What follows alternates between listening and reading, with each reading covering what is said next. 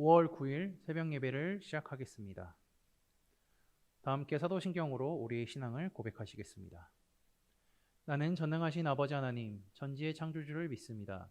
나는 그의 유일하신 아들, 우리 주 예수 그리스도를 믿습니다. 그는 성령으로 잉태되어 동정녀 마리아에게서 나시고 본디오 빌라도에게 고난을 받아 십자가에 못 박혀 죽으시고 장사된 지 사흘 만에 죽은 자 가운데서 다시 살아나셨으며 하늘에 오르시어 전능하신 아버지 하나님 우편에 앉아 계시다가 거기로부터 살아있는 자와 죽은 자를 심판하러 오십니다.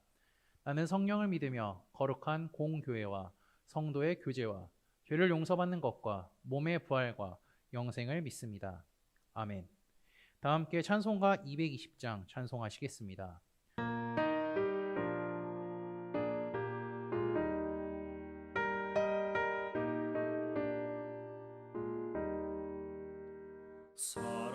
사랑하는 주님 앞에 형제자매 한자리에 그 시련에 생각하며 즐거운 찬송 부르네. 내 주 예수 본을 받아 모든 사랑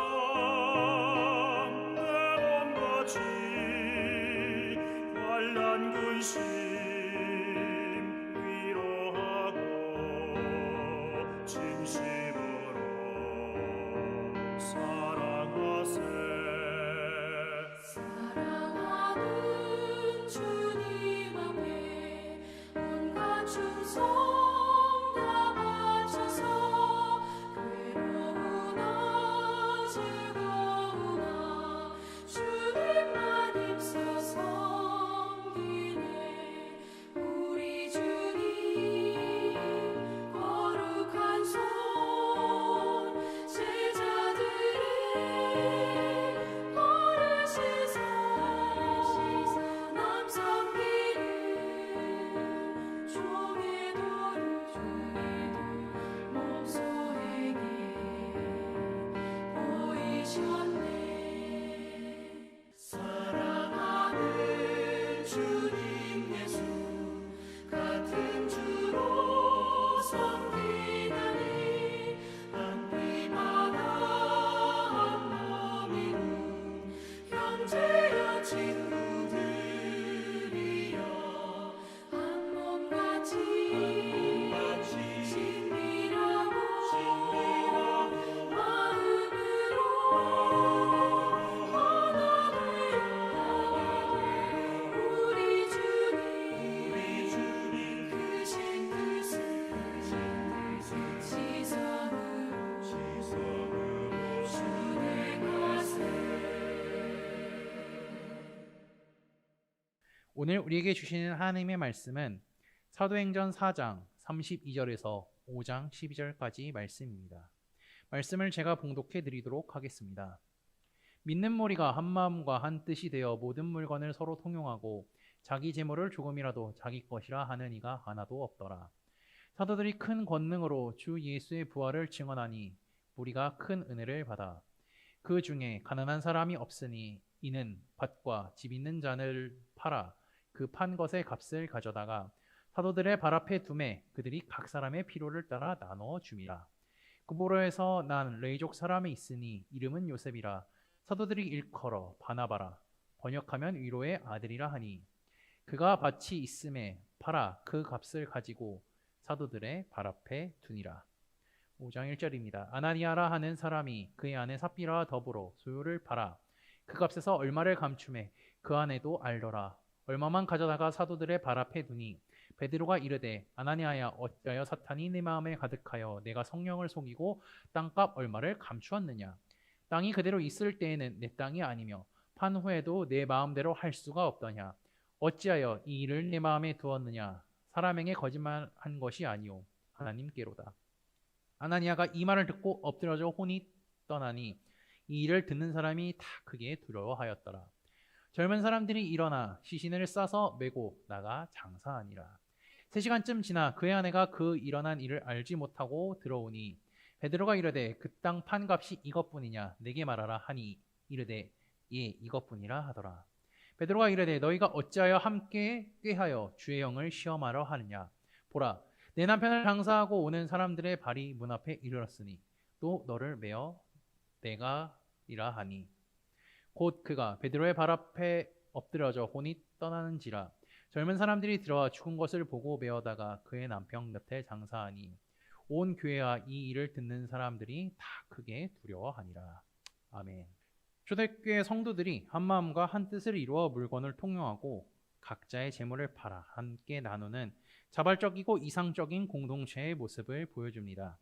그들이 살아가는 세상인 로마는요, 이기적이고 폭력적인 세계라는 것을 생각하면서 상당히 다르다는 것을 느낄 수가 있죠. 어떻게 이러한 삶이 가능했을까요? 그들 안에 성령이 계시기 때문입니다. 4장 30절에는요, 표적과 기사가 예수 그리스도의 이름으로 이루어지게 해달라고 기도했고요, 그대로 이루어졌다는 것을 오늘 본문에서 확인할 수가 있습니다. 이들은 대부분 가난한 자들이었는데 자신이 가진 소유를 팔아 다른 사람들의 필요를 채워주고 있죠. 심지어 집과 밭을 팔아 그 값을 사도들의 발 앞에 두고 사도들의 필요에 따라 차별 없이 나눠줍니다. 모두가 사도들의 권위에 복종함으로 공동체에 대한 선한 질서를 만들어가고 있죠.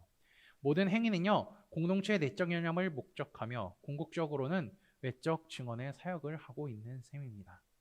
하나님께서 성령을 충만히 부어주시고 은혜를 베푸셨다는 것은 공동체가 내적으로 강력하게 연합하고요, 외적으로는 당당하게 복음을 전할 수 있게 하기 위함입니다. 잘 모여야 잘 흩어질 수 있다는 것처럼 말이죠. 이러한 모범을 보인 대표적인 사람인 바나바를 소개합니다. 바나바는 초대교회에서 사도 바울과 유대 사도들의 중재 역할을 하기도 한 아주 중요한 인물이죠. 이런 공동체가 내부적 위기와 도전을 마주하는 것을 5장을 통해 확인할 수 있습니다. 아나니아와 삽비라 부부 이야기인데요, 이들은요, 바나바 이야기 뒤에 바로 등장합니다. 이 부부 역시 가난한 자들을 위해 소유를 팔아 그것을 헌금하는 일에 동참하죠. 그러나 그들은 뭔가 달랐습니다. 성경과 은혜에 충만했던 사람들과 달리 부정과 불의의 행동을 하는 것을 알 수 있죠. 남편인 아나니아가 땅값의 일부를 감춥니다. 게다가 아내인 삽비라도 이 내용을 알았습니다. 그런데 땅값의 일부만 사도들 앞에 가져다 놓습니다. 성령 충만한 베드로는요, 이 모든 사실을 알고 3절에 말하고 있습니다. 어찌하여 사탄이 내 마음에 가득하여 성령을 속이느냐. 공동체 안에서 성령 충만함과 사탄 충만이 극적으로 대조되는 것을 5장을 통해 확인할 수 있죠. 아나니아는 사탄에게 마음을 빼앗겨 사람들을 속였습니다.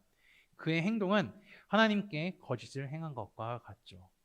하나님께 대한 거짓과 속임은요, 사탄에 대한 충성과 복종이라고 할 수 있습니다. 모두가 은혜 아래 자발적인 비움과 체험을 맛볼 때에 이 부분은 거짓된 비움과 탐심의 체험을 선택하는 것을 볼 수 있습니다. 재물의 소유권과 행동의 주도권은 아나니아에게 있었지만 그것을 하나님께 내어드리지 못하고 내어드린 척하며 하나님을 멸시하고 공동체를 오염시키려 했죠. 아나니아가 탐심에 사로잡혀 일부를 축복한 것이 죄의 시작이지만 그를 파국으로 이끈 것은요, 거짓과 위선으로 성령을 속인 죄에 있습니다. 이것은 여호수아 7장 아간의 이야기와 비슷하죠. 그 정도 될 때까지 본인은 몰랐을까요? 베드로와 대화하면서 무언가 잘못되었다는 생각이 들지 않았을까요? 그럼에도 그는 죄를 시인하지 않습니다. 그래서 베드로의 책망을 듣자마자 아나니아가 죽게 됩니다. 젊은 사람들이 그의 시체를 메고 가서 장사를 지내죠. 몇 시간 뒤에 그의 아내인 삽비라가 베드로 앞에 나옵니다.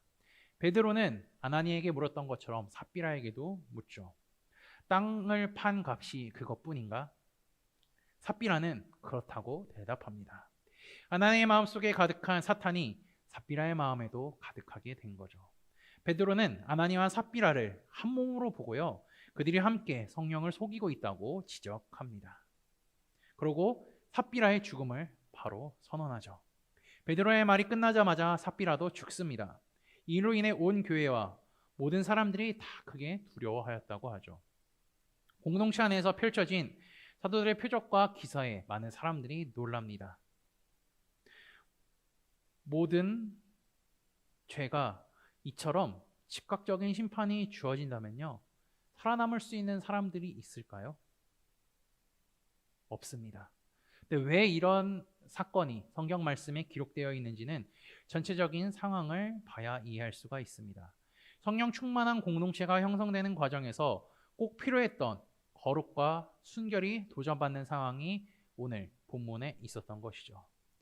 화요일에 이제 끝난 여호수아 성경 공부 때도 우리가 배웠지만 우리는 하나님의 말씀에 온전히 순종하지 못한 결과가 어떠한지 너무나 잘 알고 있습니다.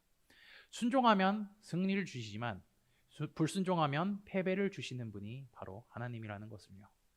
아나니아 삽비라의 죄는 야간처럼 성령을 속여 공동체의 하나됨을 파괴하고 하나님의 뜻을 막는 치명적인 것을 가지고 있기 때문에 즉각적인 심판이 사람의 생각으로는 가혹해 보이지만 이 사건은 공동체에 대해서 거룩한 두려움을 가지게 만드는 사건이기도 합니다.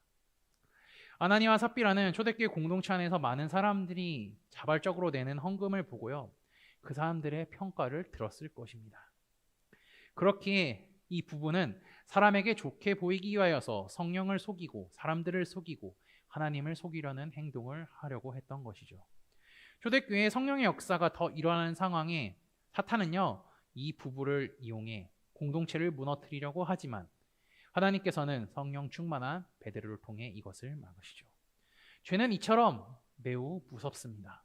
틈만 나면 들여오려고 하고요, 틈만 나면 전염을 시키려고 하는 것이 죄입니다. 그렇기에 죄에 대해 늘 경계하고 조심하며 깨어 기도해야 합니다. 사탄이 틈을 노리고 들어오지 못하게 해야 하고요, 마음속에 늘 하나님을 모시고 살아야 합니다. 성령의 역사가 계속해서 일어나는 공동체일수록 사탄이 그 틈을 노리려 할 것입니다. 우리 공동체도 마찬가지입니다.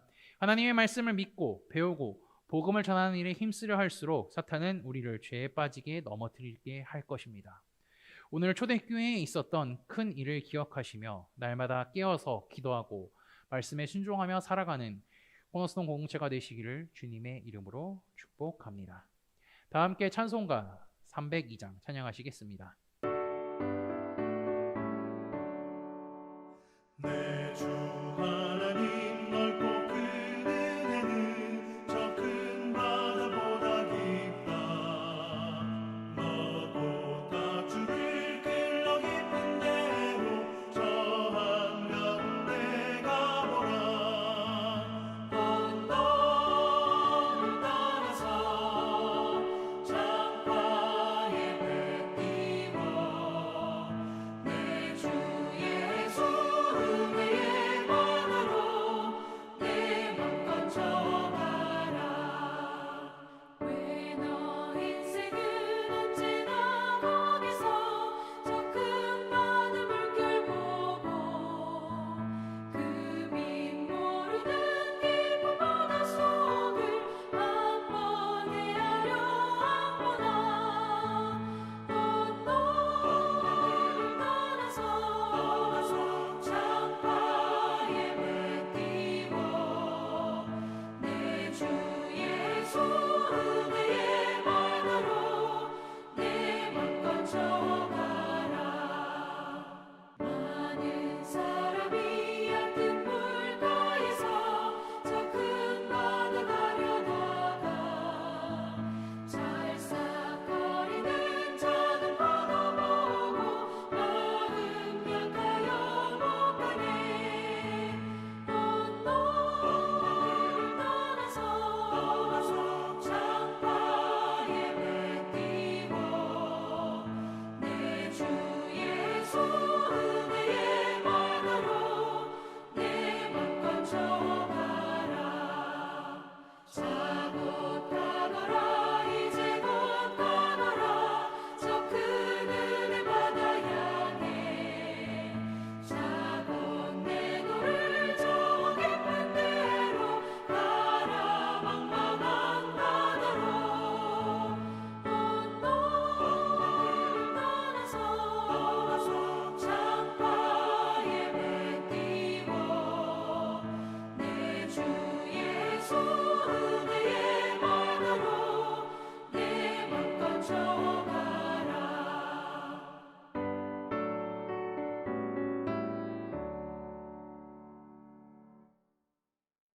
다 함께 기도하시겠습니다. 하나님, 하루의 첫 시작을 하나님께 드리게 하심에 감사합니다. 날마다 숨을 쉴 수 있게 하시고 말씀을 보고 듣게 하시며 입술로 하나님을 찬양하는 삶을 살아가게 하시니 진심으로 감사합니다.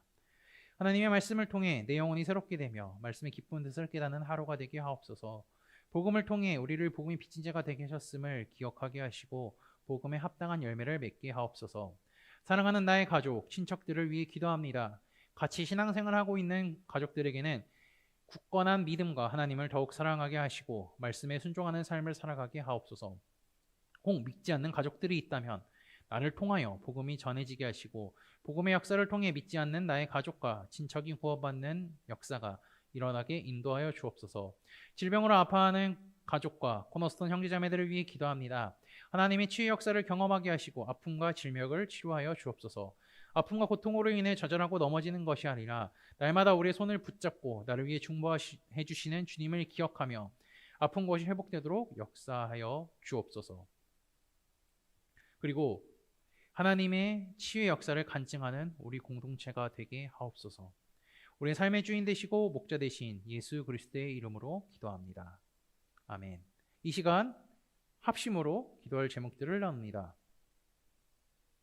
첫 번째는 나의 가족의 구원과 흔들리지 않는 믿음을 위해 기도해 주시고, 두 번째는 형제자매들의 고통, 질병, 가족 구원, 경제, 자녀 등을 위해 기도해 주시고, 지난 주일 들었던 말씀을 기억하며 교회를 이끌어 가시는 담임 목사님과 사역자들을 위해, 우리 소그브런들을 위해 각자의 가지고 계신 기도의 제목들을 놓고 기도하시기를 바라며 오늘도 주 안에서 승리하십시오.